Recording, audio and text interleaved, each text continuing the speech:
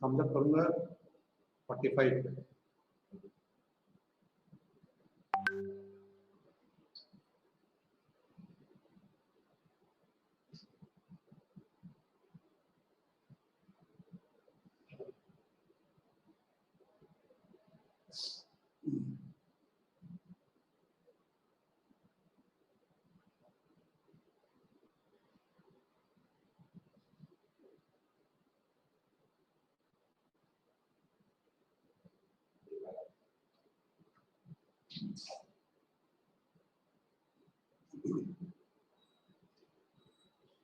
नमस्कार, मैं doctor Manav Kumar Singh, associate professor history department. आज जहां हमने पिछली बार अपना संवाद खत्म किया था, उसी के आगे की कड़ी में मैं अपनी वार्तालाप प्रारंभ करूंगा। आज पिछले लेक्चर में मैंने अकबर को विषय पे वार्ता की थी और आज हम लोग जहांगीर से प्रारंभ करते हैं, नए बादशाह जहांगीर से। जहांगीर का जो शासन पीरियड है वो 1605 से 1627 के बीच का पीरियड है उसका। जैसा कि मैंने पिछली बार ही बताया था कि उसके बचपन का नाम सलीम था और सलीम नाम अकबर ने इसलिए रखा था क्योंकि उसको जब पुत्र रत्न की प्राप्ति नहीं हो रही थी तो वो शेख सलीम चिश्ती की दरगाह फतेहपुर सीकरी में गए थे और वहाँ पे उन्होंने मन्नत मांगी थी और उनके ही आशीर्वाद से उनको पुत्र रत्न की प्राप्ति हुई।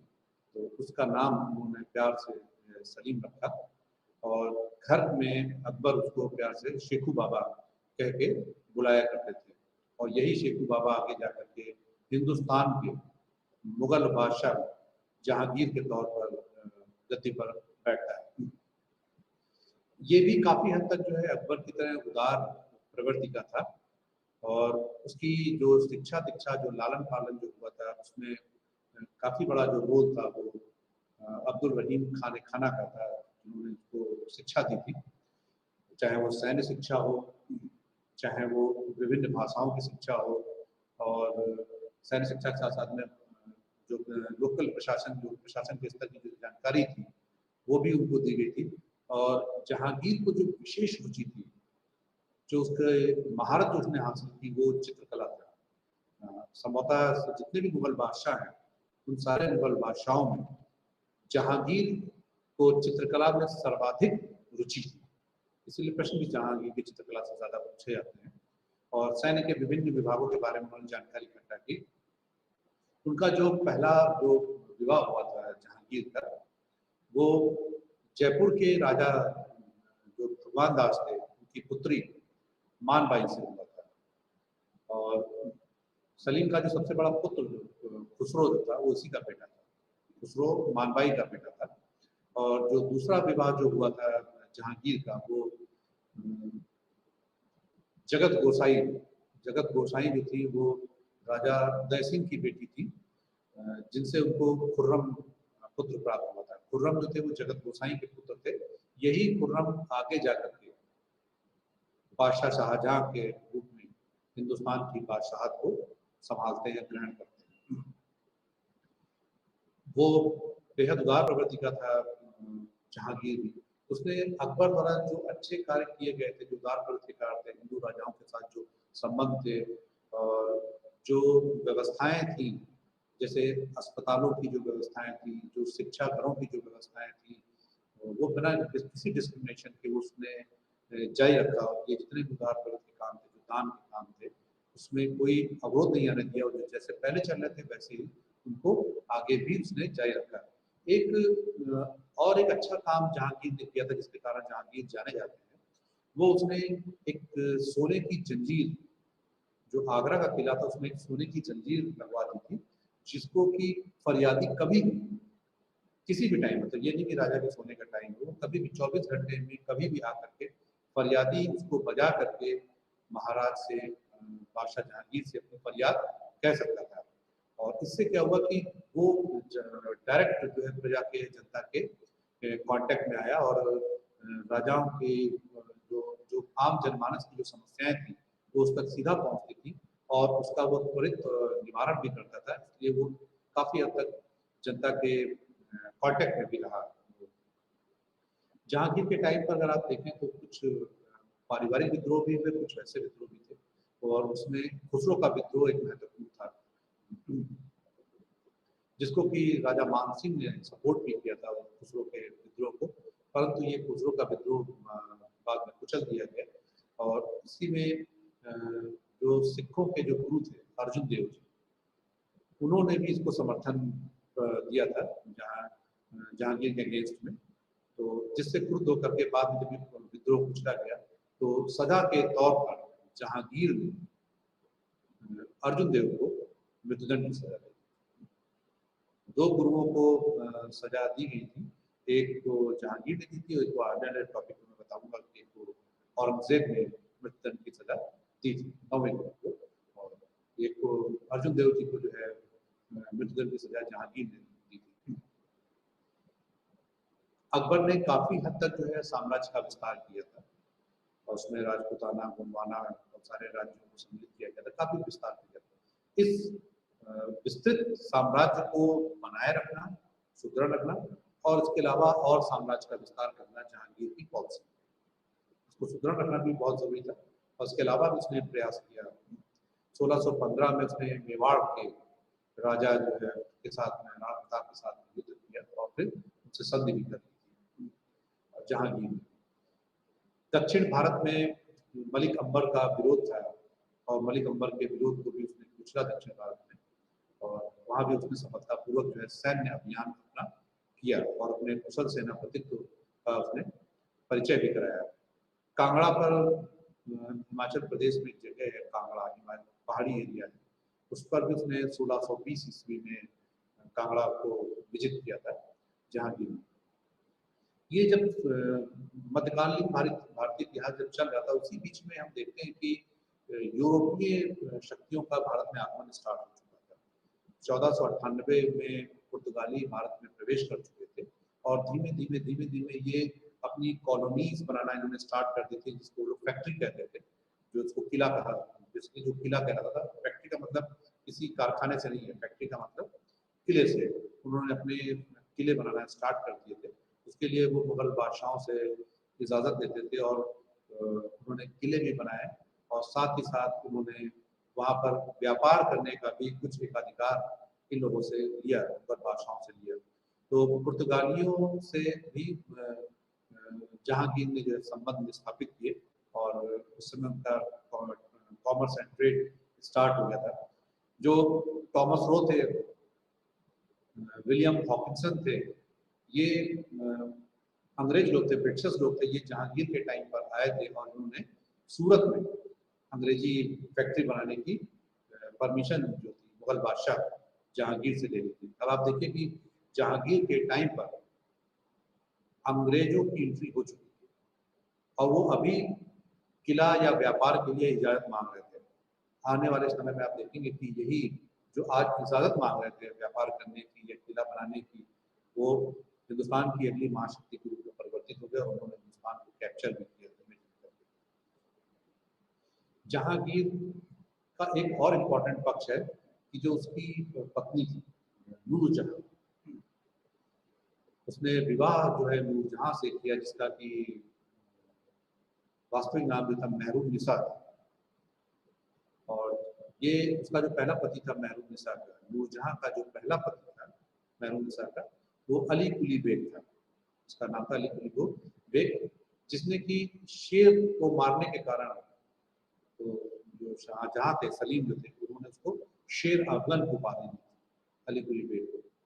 और बाद में शेर अफगन की हत्या करके उसने महरून निसा से विवाह किया और उसको अपनी रानी बनाया।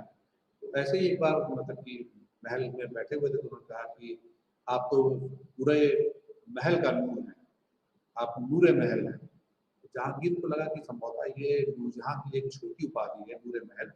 उसने कहा कि नहीं, आप महल का नूर नहीं है, आप पूरे जहां का नूर है। तो नूरे जहां उसने कहा उसको महरून निसा को, तब से नूरजहां के नाम से ही वो जानी गई। वो नूरजहां अगर आप देखें तो रजिया के बाद जिसके कारण भारतीय इतिहास में बेहद शक्तिशाली, तेज दिमाग की और पूरी तरीके से ट्रेन सशक्त महिला थी नूरजहां। और जहांगीर के टाइम पर अगर आप देखें तो काफी हद तक नूरजहां ने अपना प्रभाव शासन सत्ता पर और राजकाज पर स्थापित कर लिया था।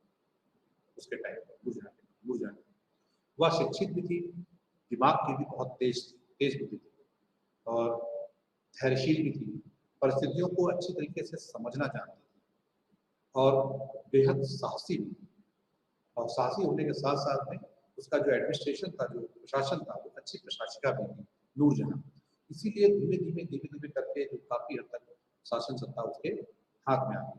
और दरियादिल भी थी वो अकबर की भांति। उसने सैकड़ों गरीब लड़कियों का जो है विवाह कराया, लोगों को मदद की, लोगों की सहायता की, अपने पिताजी का जो है मकबरा बनवाया, अपने परिवार के लोगों को महत्वपूर्ण पदों पर नियुक्त किया जिससे कि वो इसके विश्वासपात्र और काफी क्लोज भी बने रहे।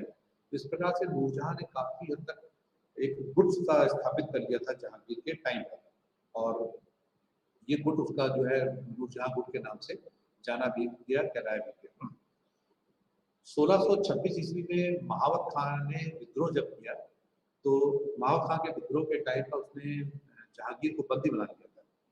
और जब जहांगीर को बंदी बना लिया गया तो चूंकि वो महावत खान काफी दुखी भी हो गए, तो उन्होंने जब उसको बंदी बनाया तो नूरजहां ने यहाँ अपनी दूरदर्शिता, अपने साहस, अपने रण कौशल का परिचय दिया और उसने अपने चतुराई से, कूटनीति से जहांगीर को महावत खान की कैद से मुक्त कराया और मुक्त करा करके उसको वापस लेकर के। इस प्रकार नूरजहां का भी काफी प्रभाव हम देखते हैं तो जहांगीर के टाइम पर वो दिखाई पड़ता है वहाँ पर।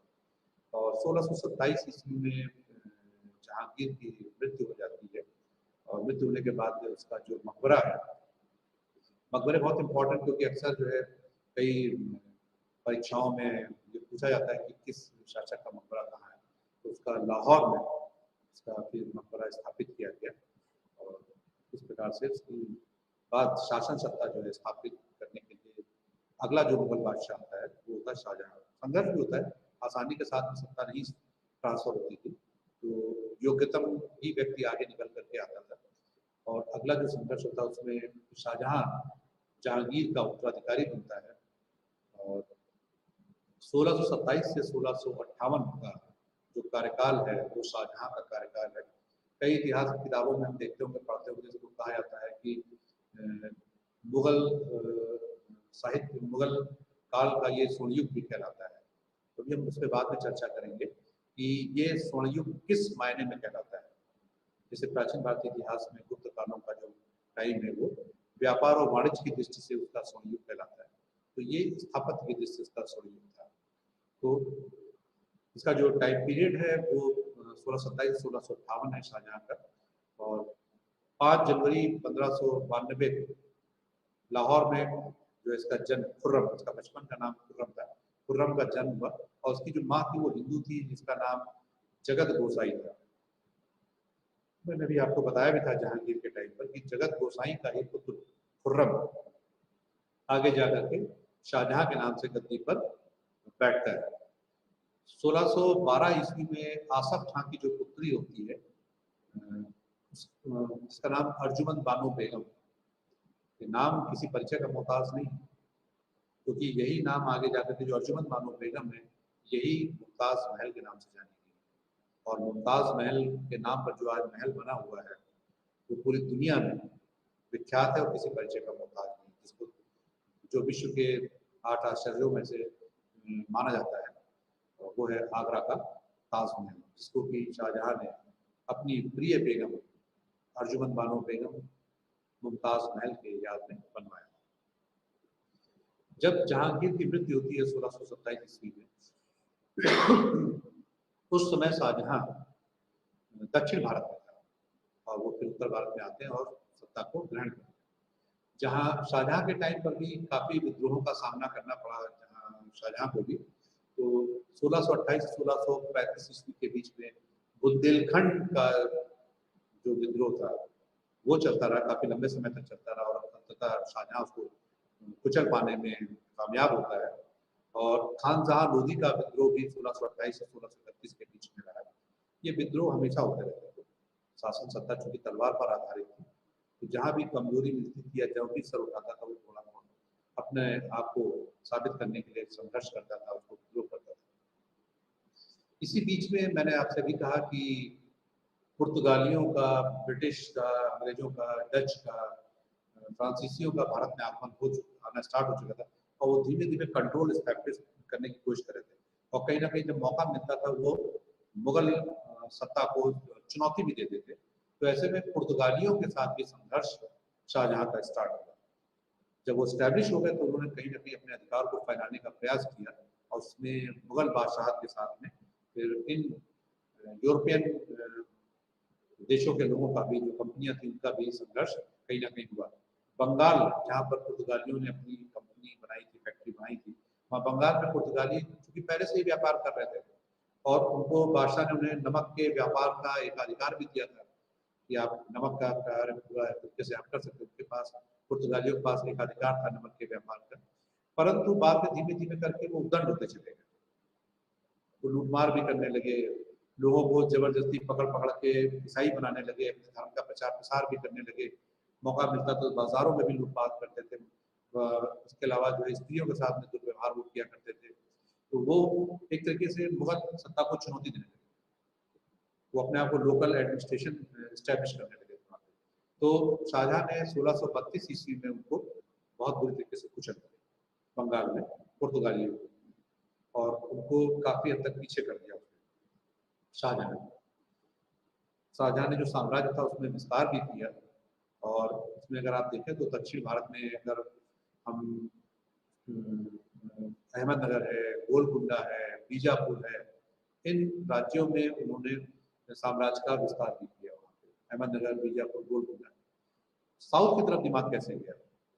साउथ, क्योंकि उत्तर भारत में जो भी आदमी विद्रोह करता था इन बादशाहों के खिलाफ, जो भी स्ट्रगल होते थे, जब वो कुचले जाते थे तो वो शरण ढूंढते थे, और शरण ढूंढने के लिए वो दक्षिण भारत भाग जाया करते थे। एक तरीके से जो है मुगलों के जो शत्रुओं को दक्षिण भारत में शरण मिल जाया करती थी। एक बहुत बड़ा कारण ये भी था, तो उसने कहा कि यहाँ तक ही साम्राज्य विस्तार कर दिया जाए। दूसरा धन, और तीसरा साम्राज्यवाद और इस्लाम का प्रचार प्रसार।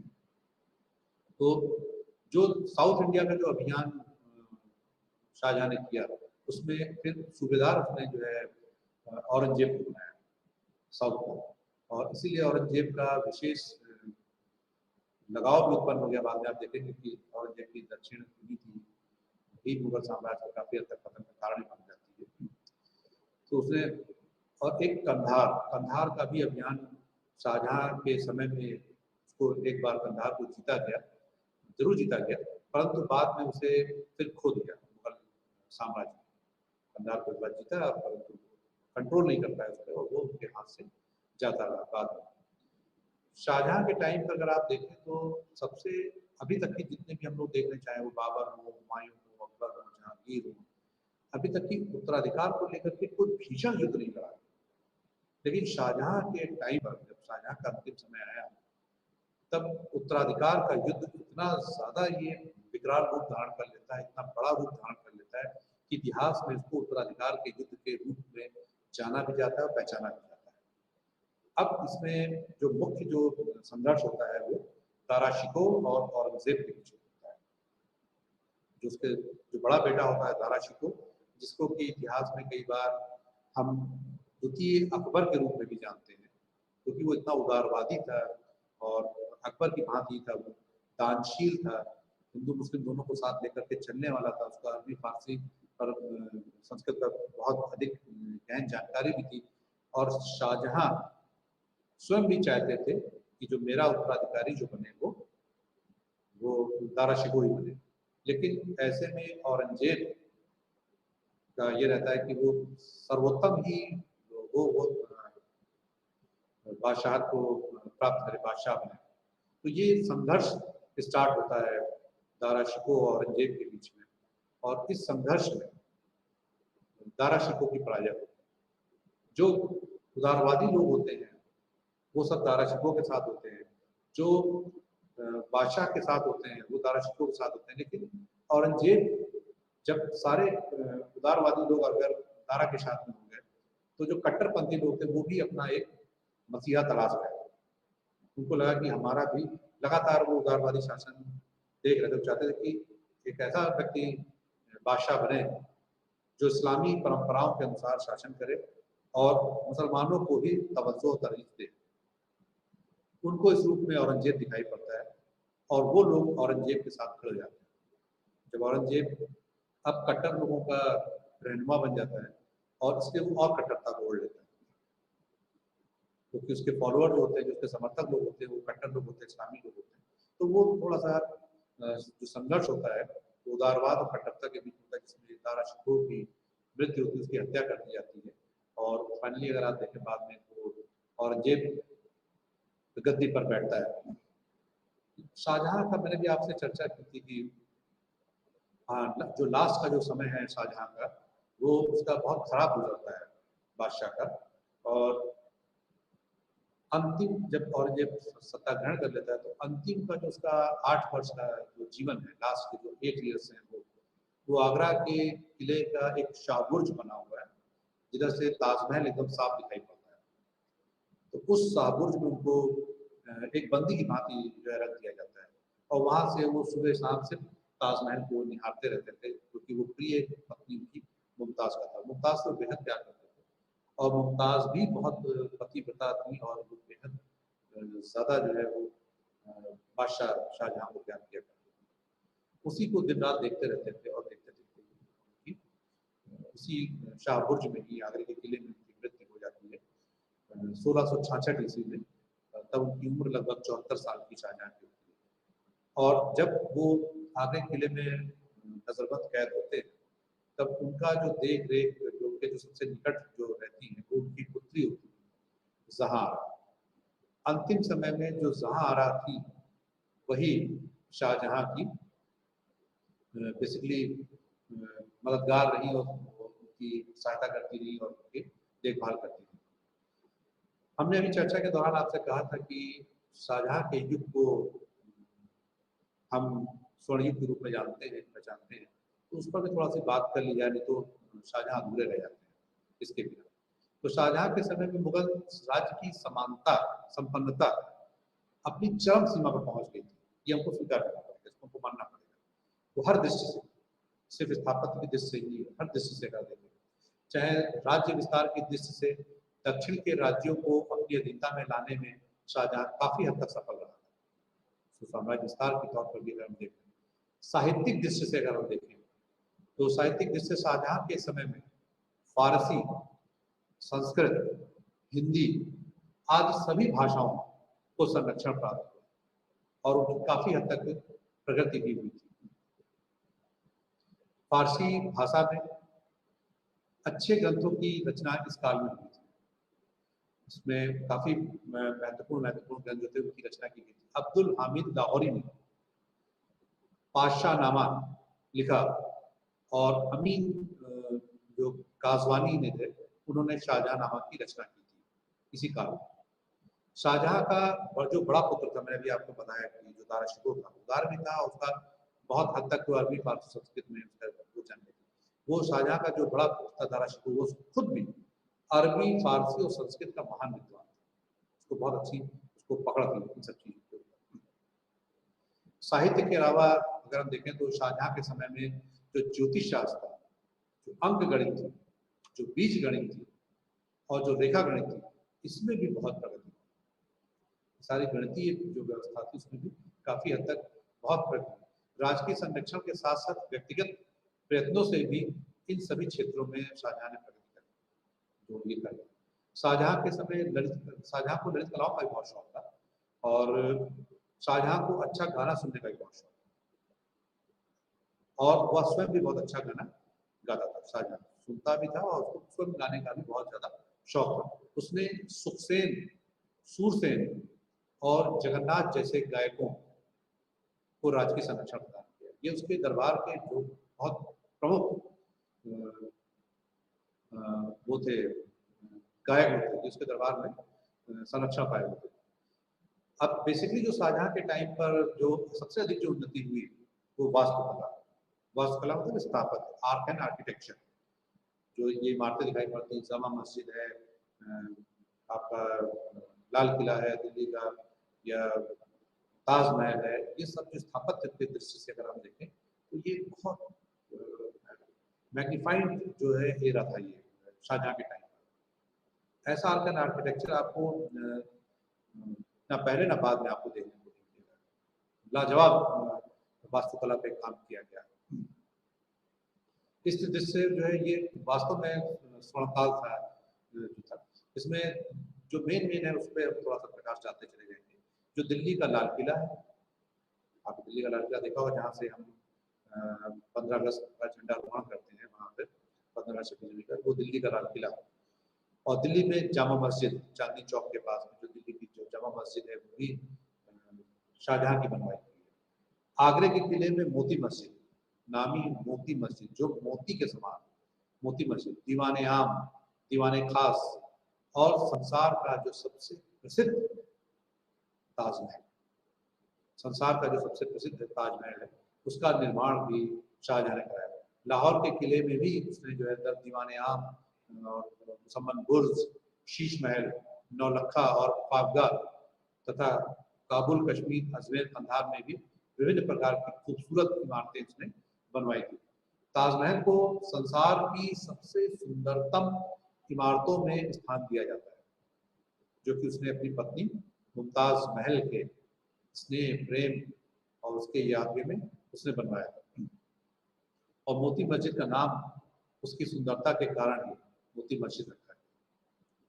तो आप इस प्रकार देखें तो नहरों का बहुत है। शाहजहां ने एक लगभग 98 मील लंबी रावी नहर लाहौर तक बनवाई थी, और दूसरी नहर जो नहर साहिब, जिसको कि फिरोज तुगलक ने बनवाया था, उसका उसने ठीक रखरखाव ही नहीं करा, वरन उसका और 60 मील और लंबा उसको करवा दिया था। 60 मील उसको और लंबा उसने करवा दिया था शाहजहां ने, और उसका नाम भी रख दिया था नहर शाह, उसका नाम रख दिया गया था नहर शाह। इस प्रकार अगर हम देखें तो शाहजहां का समय, उसका जो साम्राज्य विस्तार और शांति, संपन्नता और सांस्कृतिक दृष्टि अगर हम देखें तो शाहजहां का जो काल है वो मुगल काल का वास्तव में स्वर्णकाल है। इसके बाद जो शाहजहां की मृत्यु के बाद में जो सबसे इम्पोर्टेंट और जो शासक गद्दी पर बैठता है वो है औरंगजेब। औरंगजेब का जो टाइम पीरियड है वो बहुत लंबा टाइम पीरियड है अकबर की बात। जैसे कि अकबर ने 1556 से लेकर के 1605 तक शासन किया, लगभग 50 वर्षों तक उसने हिंदुस्तान पर शासन किया। ऐसे ही औरंगजेब का जो शासन है वो 1658 से शुरू होकर के 1707 तक लगभग 49 साल का कार्यकाल जो है, समय जो है वो औरंगजेब का। और इस प्रकार से औरंगजेब लंबे समय तक हिंदुस्तान पर शासन करता है। 3 नवंबर 1618 ईस्वी में उज्जैन के निकट दोहद नामक स्थान पर मोइनुद्दीन मोहम्मद औरंगजेब का जन्म मुमताज के गर्भ से हुआ था। ये भी मुमताज का है, मुमताज के गर्भ से इसका जन्म होता है। औरंगजेब की भी शिक्षा का अच्छा प्रबंध किया गया था, उसको भी अच्छी शिक्षाएं दी गई थी, चाहे वो सैनिक शिक्षा हो। सैनिक शिक्षा उस समय राजकुमारों के लिए मस्ट हुआ करती थी, क्योंकि उनको आगे जाकर के साम्राज्य देखना होता था, युवराज बनना होता था, सूबेदार बनना होता था, सैन्य संचालन भी करना होता था। तो सैनिक शिक्षा मस्ट थी उनके लिए। तो उसको सैनिक शिक्षा के साथ साथ उसमें धार्मिक ग्रंथों तथा अरबी, फारसी और तुर्की के साथ साथ हिंदी भाषा का भी अच्छा ज्ञान प्राप्त किया, उससे सीख लिया था औरंगजेब। 18 मई 1637 ईस्वी में औरंगजेब का विवाह फारस राजघराने की राजकुमारी दिलरास बानो बेगम, जिसको कि बाद में रबिया बीबी भी कहा गया, से हुआ था। उसका पहला सैनिक अभियान बुंदेलखंड के शासक जो थे जुझर सिंह के विरुद्ध हुआ था, जिसमें उसने सफलता प्राप्त की। औरंगजेब ने जुझर सिंह को पराजित किया था। उसके पश्चात औरंगजेब ने समय समय पर दक्षिण के सूबेदारों को कई बार, 2 बार जो है और उसने जाके उसने पराजित किया मुगलों को। और चाहे बल्ख हो, कंधार के आक्रमण का सेनापति के रूप में भी उसने कार्य किया और सैनिक कूटनीतिक तथा शासन प्रबंधन के दृष्टि से भी उसने काफी अनुभव उसने औरंगजेब ने जो है प्राप्त किया था।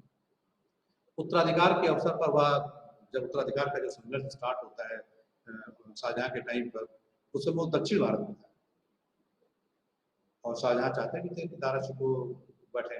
वो दक्षिण भारत पर था। वो अपने भाइयों को दक्षिण से उत्तर भारत में आता है, उत्तराधिकार के युद्ध में वो संघर्ष करता है और अपने सैन्य क्षमता का, उसने कुशल नेतृत्व का उसने लाजवाब परिचय दिया उसने। और इस पूरे उत्तराधिकार संघर्ष में वो अपने भाइयों को मारकर और शाहजहां को कैद कर उसने जो है राज सिंहासन पर अपना अधिकार कर लिया। इस प्रकार से वो गद्दी पर बैठ गया। गद्दी पर बैठने के बाद, क्योंकि मैंने भी आपको बताया कि अभी तक जो है काफी हद तक उदारपंथी विचारधारा का प्रभाव दिखाई पड़ता था बादशाहत के ऊपर, लेकिन अब समय के साथ में औरंगजेब जब गद्दी बैठा तो थोड़ा सा बदलाव आया। औरंगजेब ने किसानों का तो पूरा ध्यान रखा और व्यापारियों, उद्योगपतियों आदि सभी की उन्नति का प्रयत्न किया, क्योंकि किसानों, व्यापारियों पर ध्यान अगर नहीं देते तो सबसे मेन चीज है कि रेवेन्यू कैसे जनरेट होता है। और किसी भी साम्राज्य शासन सत्ता को चलाए बनाए रखने के लिए रेवेन्यू का होना बहुत जरूरी है। तो उसने उन सबका विशेष रूप से ध्यान रखा, किसानों का, व्यापारियों का, उनकी उन्नति और के लिए प्रयत्न किया और उसके लिए उसने विभिन्न कानून भी बनाए। औरंगजेब ने सिंहासन पर बैठने के साथ ही औरंगजेब ने लगभग 80 करोड़ को समाप्त कर दिया। इसको अबवाब भी कहा जाता है। बहुत सारे जो फालतू जो टैक्स थे वो लगभग 80 करोड़ को उसने समाप्त कर दिया। इन्हीं में से राहदारी, इसको परिवहन कर कहते हैं, जो आने जाने का टैक्स होता है, राहदारी कर उसने हटाया। पानदारी कर, जिसको हम लोग चुंगी बोलते हैं, चुंगी टैक्स को भी उसने हटा दिया था औरंगजेब। विभिन्न प्रकार के जो स्थानीय टैक्सेस थे, जिन्हें अबवाब मतलब जो स्थानीय टैक्स हुआ करते थे, उसको उसने काफी हद तक जो है हटा दिया था। इन करों का भार जो था वो सब जनसाधारण पर पड़ता था और इन सबसे उसने जनसाधारण को काफी हद तक मुक्त कर दिया था। यद्यपि इनसे जो है राज्य को करोड़ों रुपया प्रतिवर्ष की आय होती थी, जो कि अब बंद हो गई, पर तो जनसाधारण के लिए उसने ये कार्य उसने किया औरंगजेब। लेकिन आप जानते हैं कि ये कर वसूली काम सरकारी कर्मचारी लोग करते हैं और उसमें पहले भी इस प्रकार का था कि उसमें कहीं ना कहीं कुछ शिकायतें आती थी, चोरी हो जाती थी। इसमें संदेह नहीं कि स्थानीय अधिकारियों की बेईमानी के कारण इसमें से बहुत से कर सरकार के हटा लेने के बावजूद भी चलते रहे, परंतु फिर भी औरंगजेब ने एक अच्छे प्रशासन की भावना से ये सारे टैक्सेस को धीमे धीमे करके उसने हटा दिया था। परंतु औरंगजेब जो है वो एक कट्टर सुन्नी मुसलमान था। उसने इस्लाम के महत्व को समझते हुए, इस्लाम पर उसकी बहुत बारीक जानकारी, बहुत गहराई के साथ उसने इस्लाम को अध्ययन किया था और अपना जो जीवन था वो काफी हद तक उसने इस्लाम की नियमावली के हिसाब से ढाल दिया। अभी मैं आगे इसमें चर्चा में बताऊंगा आपको। तो काफी हद तक उसने इस्लाम के हिसाब से अपने जीवन को ढाल दिया था। उसने इस्लाम के महत्व को समझते हुए कुरान को अपने शासन का कुरान को अपने शासन का आधार बनाया। 1659 में औरंगजेब ने कुरान के नियमों के अनुरूप इस्लामी आचरण संहिता के नियमों को पुनर्स्थापित के लिए अनेक अध्यादेश जारी किए। अब जो शासन सत्ता है वो शरीयत के हिसाब से होगी। उसने काफी हद तक की उसने उसमें चेंजेस भी किए और उसको उसी हिसाब से उसने कुरान के हिसाब से ढाल दिया। जैसे कि अगर आप देखें कि औरंगजेब ने सिक्कों पर कलमा का खुदवाना बंद कर दिया। अभी तक के सिक्कों पर जो है कलमा खुदवाया था, उसने कलमा खुदवाने का काम बंद कर दिया था। अभी तक नौरोज का त्यौहार मनाया था, जिसको कि संभवतः बलबन ने स्टार्ट किया था। नौरोज का त्यौहार उसने मनाना बंद कर दिया, नौरोज का त्यौहार मनाना बंद कर दिया गया था। तुलादान और झरोखा दर्शन भी बंद कर दिया गया था। झरोखा दर्शन राजा दिन में एक बार जो है अपने महल से आकर के खड़ा होकर के जनता को अपना झरोखा दर्शन दिया करता था। इस पर भी पूरी तरीके से पाबंदी लगा दी गई थी। हिंदू राजाओं के माथे पर अपने हाथ से तिलक लगाना बंद कर दिया। अभी तक अकबर के टाइम पे आपने देखा होगा कई बार कि हिंदू राजाओं के यहाँ उनका टीका ऐसे लगाया जाता था।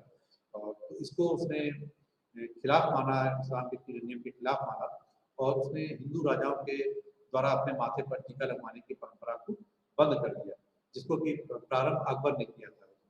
उसको उसने बंद कर दिया। दरबार में नाचने गाने वालों को निकाल दिया। अभी तक संगीत कला को विशेष संरक्षण भी प्राप्त था, लेकिन उसने क्या किया कि धीमे धीमे दरबार से नाचने गाने वालों को निकाल दिया गया। भांग का उत्पादन भी बंद करा दिया गया। नशे की जो वस्तु थी भांग, उसको भी उसका उत्पादन ही बंद कर दिया गया था। और शराब पीना और जुआ खेलना बिल्कुल बंद कर दिया गया। वो खुद भी नहीं शराब पीता था, बादशाह खुद भी शराब नहीं पीता था। उसने पूरी तरीके से शराब पर भी पाबंदी लगा दी थी। भांग का भी उत्पादन बंद करा दिया, भांग पर भी पूरी तरीके से पाबंदी लगा दी गई। जुआ बिल्कुल एकदम से प्रोहिबिट कर दिया। जो खेलते हुए पाए जाते थे या उसका सेवन करते पाए जाते थे उच्च अधिकारी या उनके मातहत, तो उनको पनिश भी किया जाता था, वो सजा भी दी जाती थी। इसके लिए उसने व्यवस्था कर रखी थी। उसने सती प्रथा पर प्रतिबंध लगा दिया। सती प्रथा पर भी, सती प्रथा मतलब जिसका बहुत सारे बच्चे अभी जो नए जमाने के बहुत कम लोग जानते हैं, उस पर समाज सती और जौहर दो प्रथाएं चला करती थी। सती मतलब जिस भी स्त्री का पति की मृत्यु हो जाया करती थी, वो स्त्री अपने पति की शव के साथ चिता पर स्वयं भी अपने प्राण को त्याग दिया करती थी। वो सती कहलाती थी। बेहद घृणित था वो, और इसको प्रतिबंधित भी किया गया। और आगे जाके अगर आप देखेंगे कि ब्रिटिश टाइम पर राजा राम मोहन राय ने इसको प्रतिबंधित कराया, और सती प्रथा 1829 में, 1828-29 में कानूनी रूप से अपराध घोषित कर दिया। तो सती प्रथा पर औरंगजेब ने भी प्रतिबंध लगाया। कितना दूरदर्शी था औरंगजेब, उस समय भी वो इस घृणित कार्य को उसने बढ़ावा नहीं दिया। और वैश्याओं को शादी करने अथवा देश छोड़ देने के आदेश दिए। और दरबार में होली, बसंत, दिवाली आदि त्योहार मनाने पर पूरी तरीके से पाबंदी लगा दी।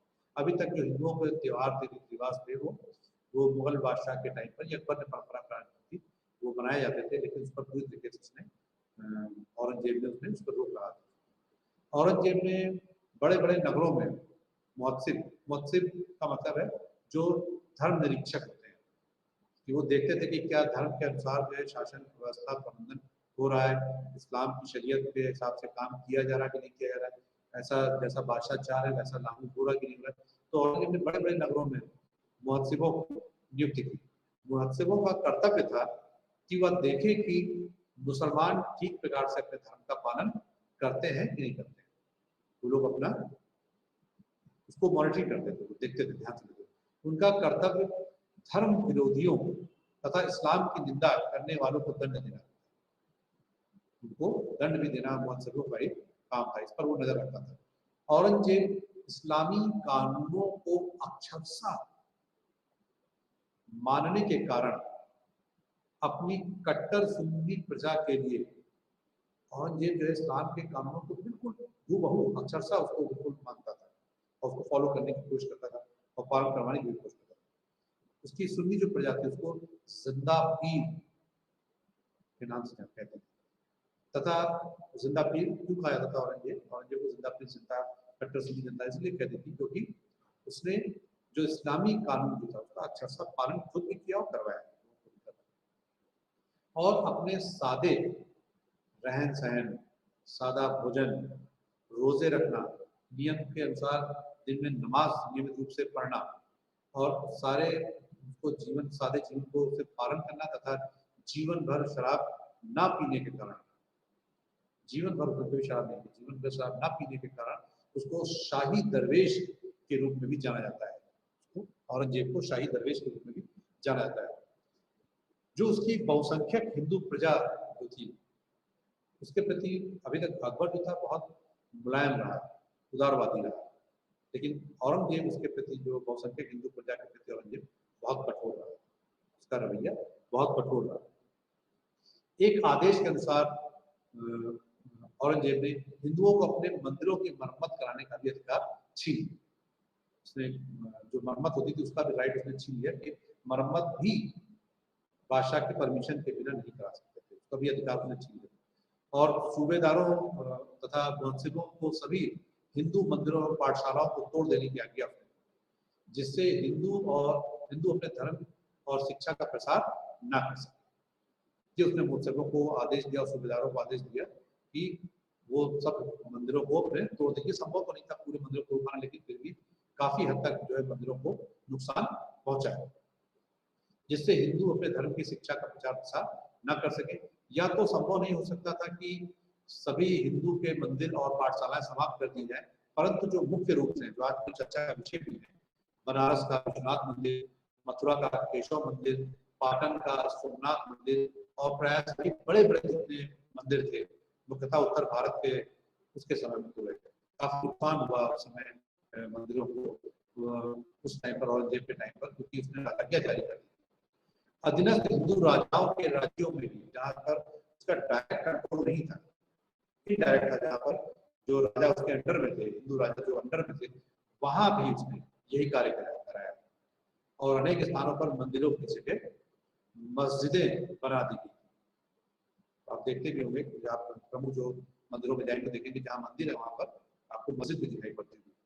1679 ईस्वी में सभी हिंदुओं पर उसने एक महत्वपूर्ण जो कर था जजिया फिर से स्थापित कर दिया। अकबर ने जजिया को हटाया था और 1679 में औरंगजेब ने जजिया को पुनः गैर मुसलमानों के ऊपर लागू कर दिया, लेकिन उसे 1704 में दक्कन में यह कर बाद में हटाना पड़ गया था जजिया को, लास्ट में औरंगजेब जो ने अकबर द्वारा आरंभ की गई धार्मिक सहिष्णुता की नीति में आमूलचूल परिवर्तन कर दिया और यही उसके और मुगल साम्राज्य की शक्ति और समृद्धि के लिए घातक सिद्ध हुआ। एक और बहुत बड़ा कारण था कि औरंगजेब को दक्षिण भारत को जीतने का बहुत महत्वाकांक्षा थी कि दक्षिण भारत को किसी प्रकार से कंट्रोल में किया जाए, उसको जीता जाए। तो उसने जो दक्षिण भारत में लगातार अभियान उसने जारी रखे। उसका मैक्सिमम जो समय था, उसकी एज भी ज़्यादा थी, 40 साल की अवस्था में वो गद्दी पे ही बैठता है और दक्षिण भारत में लगातार अभियान जारी रखने के कारण वो उत्तर भारत से दूर भी रहा, जिससे उत्तर भारत की जो स्थिति थी वो धीमे धीमे कमजोर होती चली गई। क्योंकि उस समय आज जैसे एडवांस टेक्नोलॉजी तो थी नहीं कि हम ईमेल से या यातायात के साधन इतने सुगम थे कि हम आसानी से दक्षिण उत्तर भारत के बीच में सामंजस्य स्थापित कर पाए, ये इतना संभव नहीं था।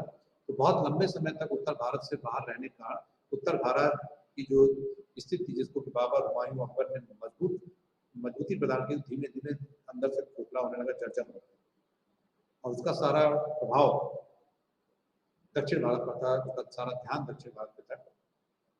एक बड़ा प्यारा सा स्टेटमेंट भी है कि जिस प्रकार स्पेन के नासूर ने नेपोलियन का सर्वनाश कर दिया, उसी प्रकार दक्कन के नासूर ने औरंगजेब का विनाश किया। और कहीं ना कहीं दक्षिण भारत की नीतियों के चलते औरंगजेब और मुगल साम्राज्य का पतन भी हुआ और इसी संघर्ष को करते हुए उसकी औरंगजेब की जो मृत्यु है वो भी दक्षिण भारत में ही हो जाती है। औरंगजेब के टाइम पे विद्रोह भी बहुत सारे हुए। औरंगजेब के इस राजनीतिक सिद्धांत और धार्मिक असहिष्णुता की नीति के कारण साम्राज्य में बहुत सारे विद्रोह, सतनामियों के विद्रोह, जाटों के विद्रोह, सिखों के विद्रोह। सिखों का भी आप देखेंगे कि सिख लोगों ने काफी इसकी खिलाफत की, इसी कारण जो है उनके गुरु को फांसी की सजा भी दी।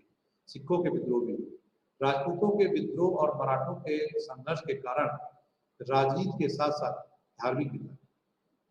राजनीतिक कारण तो था ही, लेकिन मेन चीज जो औरंगजेब ने जो कट्टरता स्थापित कर दी थी, जो मंदिरों को तोड़वाना स्टार्ट कर दिया था, जो जबरन इस्लाम धर्म उनको दीक्षित करना शुरू कर दिया था, इस कारण भी जो है अशांति का माहौल हो गया और सतनामियों, जाटों, सिखों और राजपूतों और मराठों के विद्रोह प्रारंभ हो गए थे।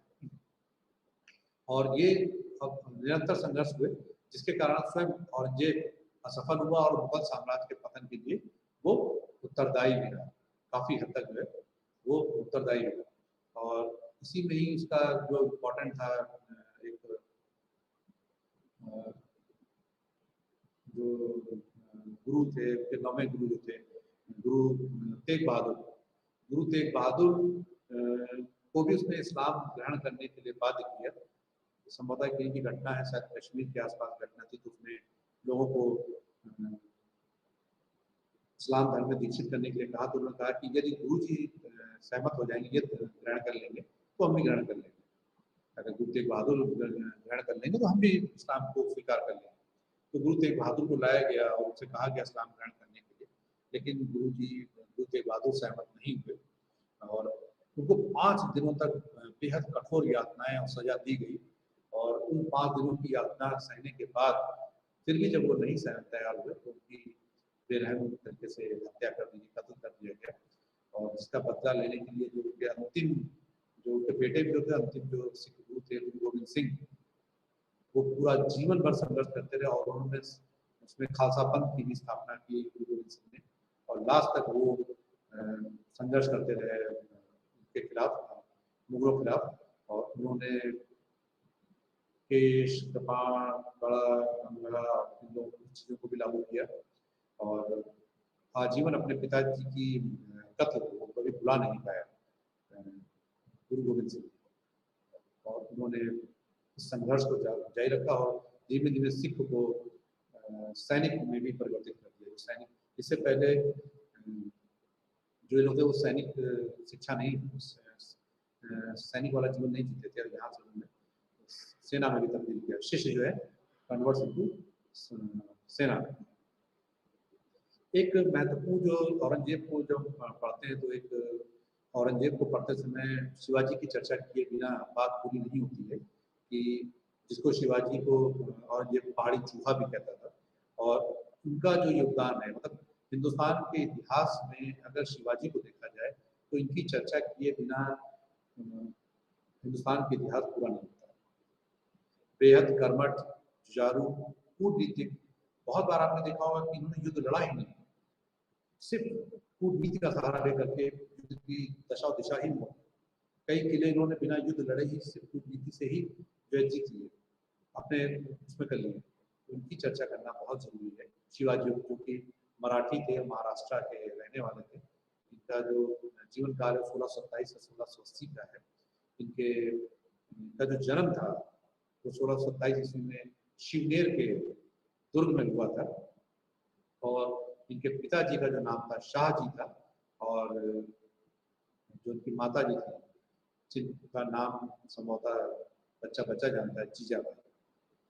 कहते हैं कि जीजाबाई का बहुत ज्यादा प्रभाव वो जो था वो शिवाजी का था। बचपन से ही शिवाजी को जीजाबाई रामायण की, महाभारत की, बड़े बड़े योद्धाओं की कहानियां सुनाया करती थी।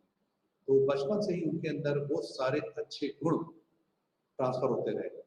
जीने मरने की कला, आर्ट, सादगी, सच्चाई, कुशल नेतृत्व, वो वीरता, साहस की जो सारी कहानियां जो सुनाई गई उनको बचपन से, उनकी जो माँ ने उनको जो शेप किया। कहते हैं कि बच्चे की जो पहली पाठशाला होती है वो घर होता है। वो जीजाबाई ने उनको घर से दिया जो ज्ञान, वो उनके जीवन में बहुत काम आया। उनके जो गुरु जी थे, जो शिक्षक थे, जो संरक्षक थे, जो प्रशासन की जो शिक्षा जिन्होंने दी, वो थे दादा भाई खोंते। उनको पूरी, वो शिक्षक भी थे और संरक्षक भी थे, दादा भाई खोंते शिवाजी के। और उन्होंने काफी हद तक शिवाजी को शेप किया। उनके पास में पूना की, शिवाजी के पास में पूना की जागीर थी। उसमें शिवाजी ने अपनी प्रशासनिक क्षमता का प्रदर्शन किया। जो जागीर थी वहीं से उन्होंने अपनी ट्रेनिंग भी ली और वहीं से उन्होंने अपनी प्रशासनिक क्षमता का परिचय भी दिया। उनकी कार्य प्रणाली, वो जो पूना की जो जागीर थी, आगे जा करके अगर आप देखें तो वही उनकी कार्य प्रणाली का आधार भी बनी। जहाँ जो लर्निंग्स थी उनकी, जो सीखा था उन्होंने, वही उनका आधार बनी। और उसी से उन्होंने पूरे महाराष्ट्र जो सरकार चलाई, जो शासन सत्ता संभाली, वो उसी का ही उनका देन था। कई दुर्गों को उन्होंने जीता। 1646 ईस्वी में जो तोरना का दुर्ग है और 1653 में जो कल्याण का जो है उस पर उन्होंने अपने कूटनीति के माध्यम से उन्होंने उस पर उसको जीता और किया। कूटनीतिक में बहुत तेज थे वो। औरंगजेब के साथ उनका लगातार संघर्ष चल रहा था। भौगोलिक परिस्थितियां उनके फेवर में थी। जो महाराष्ट्र है, अगर आप देखें कभी आप जाएं तो वो पठारी एरिया है। तो उसमें पठारी एरिया में जो आप ट्रैवल करेंगे तो आप देखेंगे कि इसमें कभी आदमी दिखाई पड़ता है, कभी आदमी छुप जाता है। तो इसलिए वो गुरिल्ला छापामार युद्ध पद्धति वहाँ की भौगोलिक स्थितियों के कारण उसको उन्होंने शिवाजी ने उसका इस्तेमाल किया। गुरिल्ला छापामार युद्ध पद्धति, गुरिल्ला छापामार युद्ध पद्धति प्लेन में नहीं इस्तेमाल हो सकती, मैदानी एरिया में इस्तेमाल हो सकती, पानीपत के मैदान में, हल्दी घाटी के मैदान में नहीं इस्तेमाल हो सकती, लेकिन उस भौगोलिक जो परिवेश था उसका इस्तेमाल शिवाजी ने अपनी सैन्य रणनीति में उसका किया। जो छापामार युद्ध पद्धति थी, अचानक से आना, गुरिल्ला की जो खूबी होती है वो अचानक से आता है, अचानक से हमला करके अचानक से गायब हो जाता है। मैदानी एरिया में अचानक तो आप जा नहीं सकते, दिखेंगे दूर दूर तक। तो वो जो परिवेश था, भौगोलिक परिवेश था, उस वहाँ पर उनकी ये जो छापामार गुरिल्ला छापामार युद्ध पद्धति बड़ी काम है, उनके बहुत उसका योगदान रहा। और इसी में जो दो सेनापति जो उसको अरेस्ट करने के लिए गए, जिन्होंने, एक अफजल खां था, एक शाइस्ता खां था, दोनों को, अफजल खां को बहुत क्रूर सेनापति माने जाते थे, और जब वो उनसे मिलने गए तो बागनक पहन करके शिवाजी गए, और उनकी जब उन्होंने धोखे से शिवाजी की हत्या करनी चाहिए तो शिवाजी ने बागनक से अफजल खां की हत्या कर दी। और ऐसे ही शाइस्ता खां कैंप लगा करके जब गए वहाँ हमला करने के लिए, तो बारातियों के वेश में अचानक शिवाजी ने अपने सेना के साथ उन पर हमला किया, और शाइस्ता खां की उंगलियां जाती है, और शाइस्ता खां ने बेटे की भी की हत्या कर दी जाती है और उसकी पराजय होती है। तो औरंगजेब की समझ में आ जाता है कि युद्ध नीति से, कूट नीति से शिवाजी को पराजित नहीं किया जा सकता है, नहीं कराया जा सकता है। तो उन्होंने राजा जयसिंह से कहा कि शिवाजी के साथ में संधि स्थापित की जाए, उनसे बात की जाए। तो राजा जयसिंह 1665 ईस्वी में उन्होंने, राजा जयसिंह ने पुरंदर की संधि की शिवाजी के साथ में, और शिवाजी को आगरा लेकर के आए औरंगजेब के दरबार में। लेकिन जब वहां आए तो देखा कि भाई औरंगजेब ने उनसे समानता का व्यवहार नहीं किया, तो डिस्क्रिमिनेशन रखा और उनको साधारण मनसबदारों की लाइन में खड़ा कर दिया। तो ये थोड़ा सा उनको नागवार हो जाता है, और औरंगजेब नाराज हो जाता है, और शाहजहां नाराज हो जाते हैं, जहांगीर शिवाजी, और वहाँ से जाने लगते हैं। तो उनको कैद कर लिया था, और कैद करके वहाँ पर उनको आगरे के जेल में रख दिया जाता है। और बड़ी चालाकी और बड़ी समझदारी और बड़ी कूटनीति का इस्तेमाल करते हुए शिवाजी वहाँ से उनको धोखा दे करके भाग जाते हैं, निकल जाते हैं, और फिर अपना राज्याभिषेक करके छत्रपति शिवाजी के नाम से फिर अपना वो आजीवन संघर्ष औरंगजेब के साथ में चलता रहता है। शिवाजी का जो एडमिनिस्ट्रेशन था उसमें वो बहुत इंपॉर्टेंट है, इस संघर्ष के अलावा, पॉलिटिकल हिस्ट्री के अलावा जिस पर ज़्यादा फोकस करना इंपॉर्टेंट है, वो उनका एडमिनिस्ट्रेशन। शिवाजी के जो जो अष्ट प्रधान था, जो उन्होंने बनाया था अपना डिपार्टमेंट, वो अष्ट प्रधान था। शासन में शिवाजी की सहायता के लिए 8 बड़े अधिकारी अथवा मंत्री थे। वे एक मंत्री परिषद अथवा समिति की तरह कार्य नहीं करते थे। प्रत्येक मंत्री अपने अपने विभाग का प्रधान था, वो हेड होते थे। हर मंत्री को डिपार्टमेंट का हेड बनाया गया था, और वो शिवाजी की इच्छा पर निर्भर करता था कि वह उनसे पृथक अथवा सम्मिलित रूप से सलाह ले, या उनको सलाह को मानने के लिए भी शिवाजी बात नहीं थे। मतलब जैसे कोई सजेशन दे रहा है, कोई सलाह दे रहा है, तो जरूरी नहीं कि वो उनकी बात को माने या रखें, और बात नहीं थे शिवाजी इसको सुनने समझने के लिए। वो अपना सजेशन देते थे अष्टप्रधान लोग, उसको सुनते थे, और जो सही लगता था उसको वो शिवाजी किया करते। वो शिवाजी की इच्छा पर निर्भर था। उनके पृथक पृथक अथवा सम्मिलित रूप से सलाह लेते थे, सबसे अलग अलग डिस्कशन करते थे। आज इसकी बैठक, आज इसकी बैठक।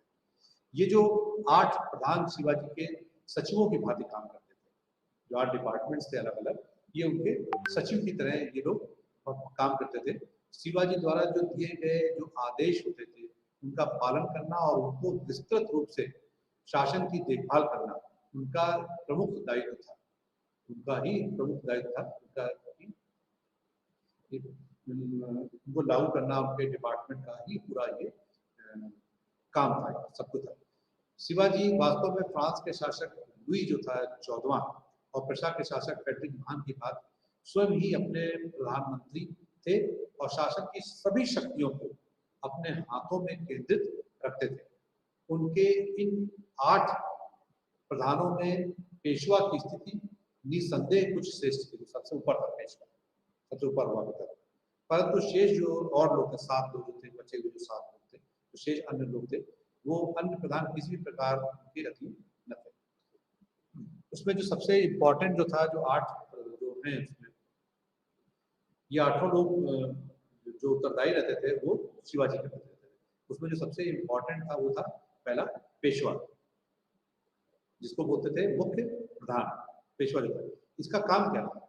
इसका जो मेन काम जो था, उसका जो मेन काम था वो शासन की देखभाल करना था, शासन कैसे चल रहा है। राजा की अनुपस्थिति में उसके जितने भी कार्य होते थे उसको संपादित करने का कार्य, शिवाजी के एब्सेंस में उसको संपादित करने का काम जो था मेन रूप से वो पेशवा का ही होता था। शासन में एकरूपता रहे, एक जैसा शासन रहे, उसको भी बनाए रखने की जिम्मेदारी जो थी वो पेशवा की थी। और सारे शासन के अधिकारियों पर नियंत्रण रखना और प्रजा के हित के लिए प्रयत्न करना, ये मेन रूप से जो काम था वो पेशवा का काम हुआ करता था। राजा के सभी आदेशों और पत्रों पर राजा की मुहर के नीचे उसकी मुहर लगती थी। सबसे ऊपर राजा की मुहर लगती थी, फिर पेशवा की क्रॉस वेरीफाई होता था। ये जो काम था वो पेशवा का काम था। सबसे इम्पोर्टेंट था कि राजा की एब्सेंस में पूरे शासन व्यवस्था को चलाना एक प्रकार से वो पेशवा की जिम्मेदारी हुआ करती थी। फिर आमात्य या मजूमदार, उसके नीचे जो दूसरा जो डिपार्टमेंट था वो आमात्य या मजूमदार का था। राज्य की आय व्यय की देखभाल करना तथा राजा को उससे अवगत कराना इसका कार्य था कि क्या आय हो रही है, कितना व्यय हो रहा है, क्या हमारी सेविंग्स हो रही है, इसको लेकर के सारी चीजें बताई जाती थी।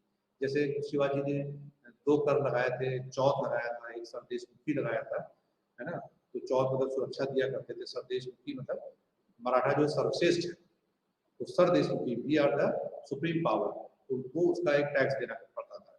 और चौथ मतलब कि हम आपके साम्राज्य की रक्षा करेंगे और आप पर हम आक्रमण नहीं करेंगे और आपका संरक्षण बनाए रखेंगे हमेशा, उसका भी। तो ये सारा जो आय व्यय का जो होता था हिसाब किताब, वो आमात्य या मजूमदार के पास रहता था। फिर है मंत्री या वाक्यानवीस, जो तीसरा डिपार्टमेंट था वो मंत्री या वाक्यानवीस का था। राजा के दैनिक कार्यों को लेखबद्ध करना, मिलने जुलने वालों की देखभाल करना और राजा के जीवन की सुरक्षा की देखभाल करना, वो जो था प्रमुख कार्य था वो वाक्यानवीस के का था। ये फिर आता है आपका चौथा जो डिपार्टमेंट था वो सचिव अथवा शूनवीस, सचिव सेक्रेटरी अथवा शूनवीस का था। राजा के पत्रों की भाषा शैली, राजा के पत्रों की भाषा एवं शैली को ठीक करना तथा परगनों की आय की देखभाल करना जो है वो कार्य ये वो शूनवीस का था। फिर जो पांचवा सबसे बहुत इंपॉर्टेंट है वो सुमंत या जो है वो दबीर, सुमंत या दबीर, ये पांचवा जो अष्टप्रधान में डिपार्टमेंट था। या विदेश मंत्री था, एक प्रकार से ये था विदेश मंत्री था। विदेशों के साथ में कैसे संबंध स्थापित किए जाएंगे, इसके साथ में कैसे कोलैबोरेशन रखा जाएगा, ये जो काम था। राजा की किससे संधि हुई है, किसके युद्ध के बारे में जो जानकारी सलाह देनी है, विदेशों के साथ जो समाचार पत्रों का जो आदान प्रदान होना है, विदेशों के जो राजा जो मिलने जुलने आ रहे हैं उनका मान सम्मान की रक्षा, विदेशी राजदूत जो थे जो हमारे वहाँ जाते थे, उनके राजदूत जो हमारे दरबार में आते थे, राजदूतों को भेजना आना, उनके कार्यों की देखभाल करना, उसका रहने का प्रबंधन करना, उनका राजा से मिलवाने का प्रबंधन करना, उनके एजेंडे पे बातचीत करना, ये सारा जो काम था वो जो था सुमंत या दबीर के साथ था। फिर बहुत इंपॉर्टेंट है अगला सेनापति। हर जगह सेनापति का रोल बहुत इंपॉर्टेंट होता है। सेना की भर्ती, उसका संगठन, उसके शास्त्रों शस्त्रों और उसकी रसद की व्यवस्था करना, उसके वेतन की व्यवस्था करना, ये सारी चीजें जो है सेनापति का कमांडिंग इन चीफ होता था। ये सारा जो काम था वो सेनापति का हुआ करता था। फिर पंडित राव, धर्म कर्म के जो काम होते थे राजा की तरफ से, विद्वानों का, ब्राह्मणों का, उनको दान देना, धार्मिक कार्यों को निश्चित करना, है ना, पाप के लिए दंड देना, धर्म के जाति जगहों को, जो धार्मिक जितने भी काम होते थे, धर्म से रिलेटेड जितने भी काम थे, उसको संपादित करने का जो काम था वो पंडित राव का था। और जो आठवां जो सबसे इम्पोर्टेंट है वो है न्याय। हमारे समय में भी जुडिशरी है इस समय, तो न्याय का जो कार्य था वो करने का जो काम था वो न्यायाधीश का था, कि जो भी जो गलतियां करता था, जो अपराध करता था, उसको जो सजा देनी होती थी, उसकी रिकमेंडेशन वो न्यायाधीश डिपार्टमेंट हुआ करता, न्याय डिपार्टमेंट जो हुआ था वो किया करता था। इस प्रकार से आज हम लोगों ने 1707 तक की यात्रा इतिहास में हम लोगों ने पूरी कर ली है। मध्यकाल को हम लोग ने ऑलमोस्ट कवर कर लिया, समाप्त कर लिया। अब अगले आगे से हम लोग जो है आधुनिक एरा में प्रवेश करेंगे और संभवतः इसके लिए ये जो लेक्चर्स हैं बहुत शॉर्ट में दिए जाते हैं, तो इसके लिए आप लोग अच्छी किताबें हैं, ईयू के नोट्स को जरूर ध्यान में रखें, उसको पढ़ें। दिल्ली विश्वविद्यालय हिंदी माध्यम कानून की किताबों को जरूर आप लोग अध्ययन करें, पुस्तकों को जरूर अध्ययन करें। मैं इसी के साथ में आपसे अनुमति लेता हूँ, आज्ञा चाहता हूँ। धन्यवाद।